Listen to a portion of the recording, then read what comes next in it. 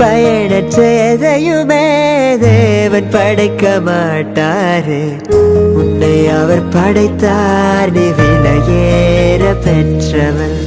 அவரே நம்மை உண்டாக்கினார், அவரின் ஜனமாய் மாறிவிட்டோமே. அவரே நம்மை உண்டாக்கினார், அவரின் ஜனமாய் மாறிவிட்டோமே. உன்னை படைத்தாரே, உன்னை நியமித்தாரே, சித்த திட்டங்கள் வைத்தார்.